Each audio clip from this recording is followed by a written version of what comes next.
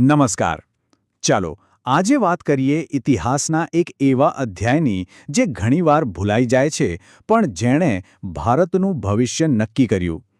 આ કહાણી છે 1947-48ના પહેલા ભારત-પાક યુદ્ધની. એક એવી લડાઈ જેણે બહાદુરીની વ્યાખ્યા જ બદલી નાખી. અને આખી વાત શરૂ થાય છે એક સવાલથી. શું એવું બની શકે કે ગણ્યા ગાંઠ્યા સૈનિકોની હિંમત આખા દેશનું નસીબ લખી નાખે? શું થોડાક લોકોનું બલિદાન ઇતિહાસનો આખો રસ્તો બદલી શકે છે?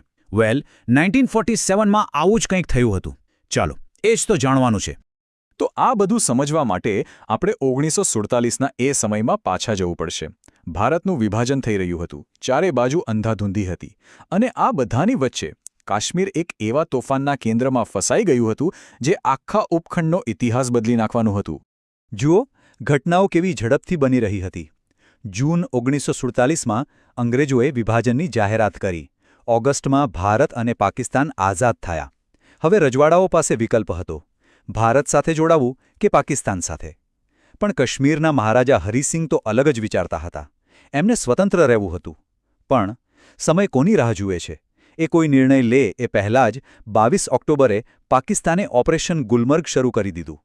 આ એક ચાલાકીભર્યો હુમલો હતો જેમાં પાકિસ્તાની સૈનિકો કબાયલીઓના વેશમાં કાશ્મીરમાં ઘૂસી આવ્યા. હવે જરા પરિસ્થિતિની કલ્પના કરો. એક બાજુ હજારોની સંખ્યામાં હુમલાખોરો, આધુનિક હથિયારોથી સજ્જ, અને એમની સામે કોણ? મહારાજાના માંડ થોડાક 100 સૈનિકો, જેમની પાસે પૂરતા હથિયાર પણ નહોતા. આ કોઈ બરાબરીની લડાઈ હતી જ નહીં. આખી બાજી એમની વિરુદ્ધમાં હતી, અને દાવ પર લાગેલું હતું આખું શ્રીનગર. અને આવી જ ભયંકર પરિસ્થિતિમાં જ્યારે બધી આશાઓ ખતમ થતી લાગે ત્યારે જ ઇતિહાસ પોતાના હીરોને જન્મ આપે છે. અહીં એ હીરો હતા બ્રિગેડિયર રાજેન્દ્ર સિંઘ, જેમને એક એવું કામ સોંપાયું જે લગભગ અશક્ય હતું. મહારાજાનો આદેશ એકદમ સીધો અને સ્પષ્ટ હતો: રાજ્યને છેલ્લા માણસ અને છેલ્લી ગોળી સુધી બચાવવું. વિચારો, આ કોઈ સામાન્ય ઓર્ડર નથી. આનો સીધો મતલબ હતો કે જીવતા પાછા આવવાની કોઈ ગેરંટી નથી. આ તો બલિદાન માટેનો ખુલ્લો પોકાર હતો, અને બ્રિગેડિયર રાજેન્દ્ર સિંહે એને માથે ચડાવ્યો. હુમલાખોરોનો પ્લાન એકદમ સિમ્પલ હતો: મુઝફ્ફરાબાદથી નીકળીને સીધા શ્રીનગર પર કબજો કરવો, અને રસ્તામાં એમને રોકવાવાળું કોઈ મોટું સૈન્ય હતું જ નહીં. હુમલાખોરો અને કાશ્મીરની રાજધાની શ્રીનગરની વચ્ચે દિવાલ બનીને ઊભા હતા. કોણ? બ્રિગેડિયર રાજેન્દ્ર સિંહ અને એમના માંડ 150 જાંબાજ સૈનિકો, બસ. હવે જુઓ, બ્રિગેડિયર સિંહ બહુ જ હોશિયાર હતા. એમને ખબર હતી કે એ આટલી મોટી ફૌજને હરાવી નહીં શકે. એમનો પ્લાન જીતવાનો નહોતો, એમનો પ્લાન હતો સમય કમાવાનો. એક એક કલાક, એક એક મિનિટ કિંમતી હતી. તો એમણે શું કર્યું? એમણે દુશ્મનનો સામનો કર્યો, પછી થોડું પાછળ હટ્યા, ફરી લડ્યા, ફરી પાછળ હટ્યા, અને સૌથી મોટો દાવ રમ્યો ઉરીમાં. ત્યાં એમણે પુલ જ ઉડાવી દીધો, જેથી દુશ્મન આગળ જ ન વધી શકે. આ બધું કરીને એમણે પોતાનું બલિદાન આપ્યું, પણ બદલામાં 4 દિવસ મેળવ્યા, અને એ 4 દિવસ એણે જ આખો ખેલ બદલી નાખ્યો.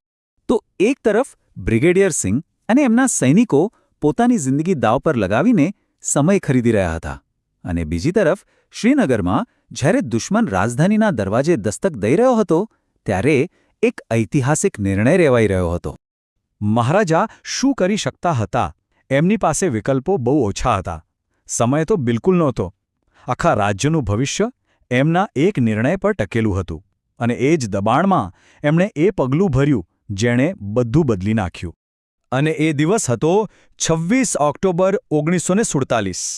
મહારાજા હરિસિંઘે વિલયપત્ર પર સહી કરી, અને એ સહી સાથે જ જમ્મુ અને કાશ્મીર કાયદેસર રીતે ભારતનો અભિન્ન અંગ બની ગયું. દેખાવામાં તો એ માત્ર એક કાગળ પરની સહી હતી, પણ એણે આખા વિસ્તારનો ભૂગોળ અને ભવિષ્ય બંને બદલી નાખ્યા. ચાલો, વિલય તો થઈ ગયો, પણ કાગળ પર. જમીન પર તો હજુ પણ દુશ્મન આગળ વધી રહ્યો હતો. રાજ્યને બચાવવાનું કામ હજી બાકી હતું, અને હવે શરૂ થઈ સમયની સામે એક રેસ, એકદમ નાટકીય.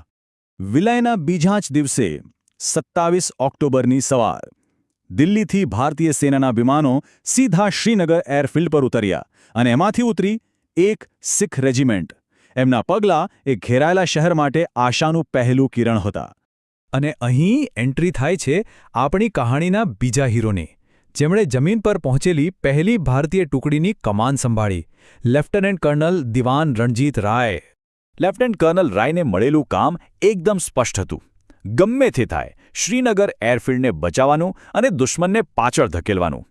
કારણ કે એરફિલ્ડ જ કાશ્મીરની લાઇફલાઇન હતું. જો એ દુશ્મનના હાથમાં ગયું તો ભારત માટે મદદ મોકલવાના બધા રસ્તા બંધ. Game over. તો લેફ્ટનન્ટ કર્નલ રાયે એક સેકન્ડ પણ બગાડી નહીં. એરપોર્ટ પરથી સીધા જ એમણે પોતાની ટુકડીને બારામુલા તરફ દોડાવી, જ્યાં દુશ્મન આગળ વધી ગયો હતો. ત્યાં જે ભયંકર લડાઈ થઈ, એણે હુમલાખોરોને ત્યાં જ રોકી દીધા. આ એક જ પગલાંએ શ્રીનગર શહેરને બચાવી લીધું. પણ આ લડાઈમાં લેફ્ટનન્ટ કર્નલ રાય વીર ગતિને પામ્યા. એમના છેલ્લા શબ્દો એમની બહાદુરીની સાબિતી હતા. એમણે કહ્યું, હું પાછો નહીં હટું. મારા હુકમ મને અહીં ટકી રહેવાનો છે. હું દુશ્મનને અહીંથી આગળ વધવા નહીં દઉં.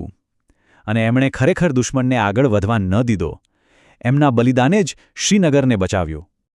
તો આ જીતની કિંમત બહુ મોટી હતી.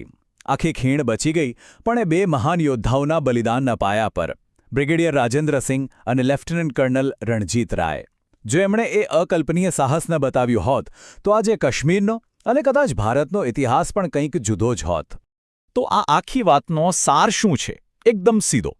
બ્રિગેડિયર સિંહના બલિદાને અમૂલ્ય સમય ખરીદ્યો, અને એ જ સમયમાં મહારાજાએ વિલયપત્ર પર સહી કરી, અને એ વિલયના કારણે ભારતીય સેના આવી શકી, અને લેફ્ટનન્ટ કર્નલ રાયના બલિદાને એ સેનાને ટકી રહેવા માટેની જગ્યા અને સમય આપ્યો.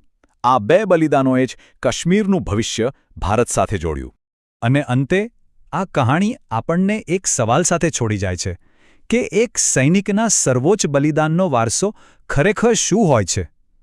શું એ માત્ર ઇતિહાસના પુસ્તકોનું એક પાનું છે? ના, એ એક જીવંત વારસો છે જે આવનારી પેઢીઓ માટે દેશના ભવિષ્યને આકાર આપે છે. અને આ કહાણી એનું જ એક ઉત્તમ ઉદાહરણ છે.